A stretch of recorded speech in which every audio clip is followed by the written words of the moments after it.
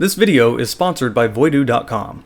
Voodoo is an authorized games retailer selling official keys. If you go to publishers' websites such as Ubisoft, you can tell that they are an official games retailer, so you don't have to worry about illegitimate keys. If you click the link down below in the video information or in the pinned comment that links to their website, it will directly help this channel as a portion of the profits will come back to me. But make sure you go to their website through this link, otherwise it won't matter.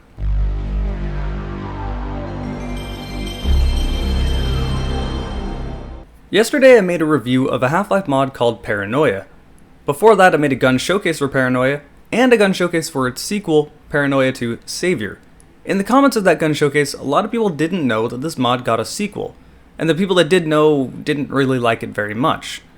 But is it really that bad? Well, no, not really. I don't think anyone said it was bad, just that it wasn't as good as the original mod, and unfortunately I have to agree. I played both these mods, well, I'll get into that in a moment, but I played both these mods one right after another on stream.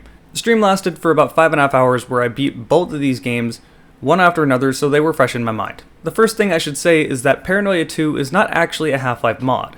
In fact, it's a standalone free-to-play game. When I say free-to-play, I don't mean microtransactions and stuff like that. I mean just you can download this mod and play it without having to have any other content. It doesn't rely on Half-Life content for it to work. Paranoia 2 runs on the Zash? Xash? This engine. This engine is an interesting thing because Too Long Didn't Read, this is very Too Long Didn't Read, it effectively replicates what Half-Life does, or gold source mods, gold source maps, some Quake maps, just stuff like that. You can play a lot of things in this engine, and if you just played Half-Life in this engine and no one told you it wasn't the gold source engine, you wouldn't really know. It feels just like it.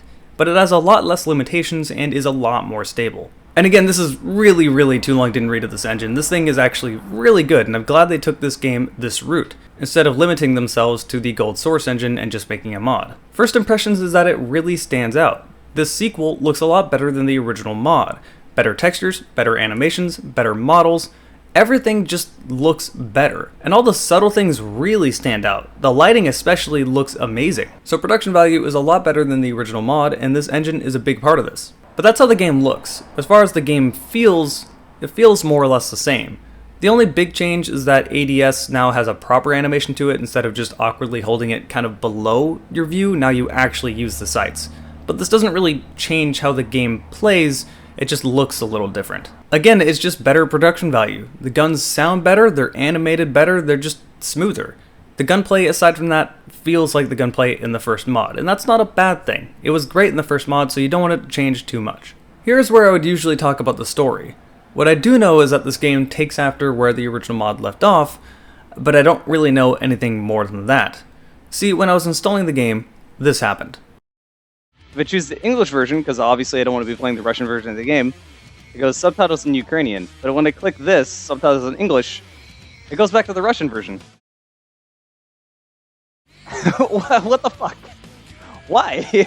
This leaves me really limited. I can't understand Russian, as all the voice acting is in Russian. I can't read Ukrainian, and the English subtitles were not going to work. So I just kind of had to figure it out, which left me with an experience of just shoot the enemies. Which I guess isn't terrible, but I would like to know what the hell was going on. So is the story good or bad? I have absolutely no clue. Now here is where I start talking about a lot of the negatives of this mod. Now I said the gunplay feels pretty similar to that of the first game, and it does. In fact, it feels slightly better. But the rest of the mod doesn't feel quite as good. The same pacing problems that the first game had come back, except a lot worse. You'll spend a lot of this game walking through sort of empty corridors, and the game tries to play up this spooky atmosphere that the first game did, and it does it pretty well, but the combat is too far and in between. You kind of just wander around empty, spooky places for a while before finally coming across a few zombies to repeat this process. To make things worse, this game tried to throw in a lot of things that just make the pacing even worse.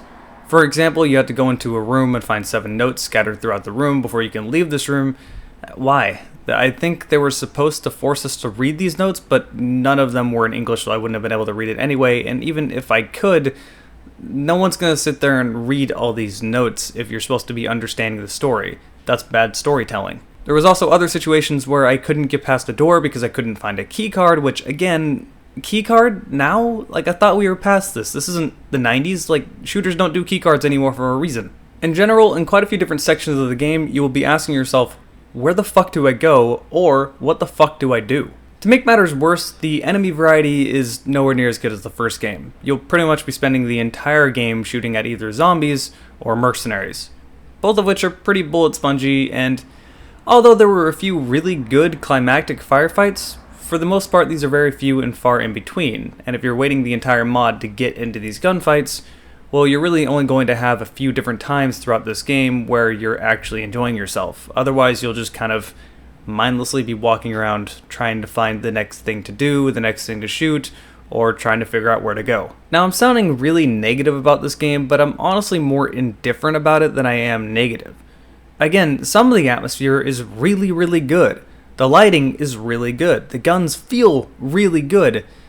But there's just a lot that it's missing. There's a lot more that it could have done. All the negative I say about this game is because it could have been really amazing, but it just wasn't. I mean, at least the APS was automatic in this game. I felt like that was something I wanted to point out. The APS, which was actually an automatic pistol, is automatic in this game and does feel really fun. Again, the guns feel great. The guns are really fun to use, but the game doesn't really give you proper chances to use them aside from a few firefights. I'm kind of repeating myself here, but you get my point. I think I've come up with the perfect rating system for my reviews. Not a 1 through 10, not a 0 out of 5 stars, but a don't care, indifferent, or love it sort of rating system. And this, I think, gives people a better idea of how I feel about the game, rather than trying to put an arbitrary number rating system onto it. On this rating system, I would put way over on the left as, this is a god-awful game, I never want to look at it again, I hate this thing. In the middle is indifferent.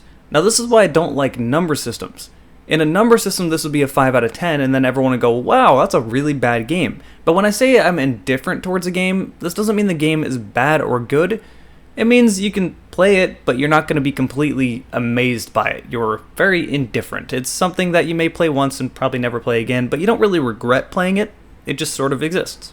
And way over on the other end is just, this thing is amazing. Personally, myself, I love the hell out of this, and I could play it over and over and over again and never get bored of it. This game would land just a little bit above being indifferent. I may eventually, years down the line, go back and play it again just because the guns felt really good, but in general, I'm not wowed by it, but I'm also not disgusted by it. I'm not angry, I'm not happy, I played it, I streamed it, I enjoyed myself as I was streaming, and, well, that's really it. I would definitely say the original mod is better, especially because the lack of enemy variety and the bad pacing sort of just takes a lot out of what this game could have been. It's a little bit sad because there was definitely a lot of work put into this mod, and it looks better, it definitely plays better as far as like a technological standpoint goes, but as a game goes, it's just not as good as the original mod. Oh, and I also forgot to mention our favorite problem from the original mod comes back. You can't change your key binding, so sprint is alt, V is the helmet thing, C is to heal yourself so you accidentally heal a lot when you're trying to bring down your helmet.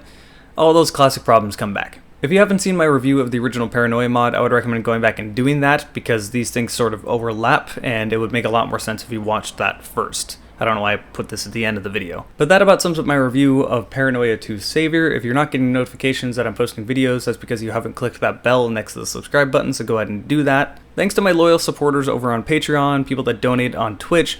All these extra things really help me. I would not be able to do this without you guys. I say it every video, but I really do mean it. I would not be able to pay bills and rent without you guys helping me. And of course, thanks to my sponsor, Voodoo.com. If you guys are looking at buying anything on Steam, check Voodoo.com through the link down below in the video information. Otherwise, it won't count. You have to click that link. That's sort of a tracker thing, and they're monitoring my progress. If they're not happy with it, then I don't keep the sponsor, so kind of important. But be sure to at least price check, and if it's better over on Voodoo, then, give it a shot. Buy from them. That will really help me.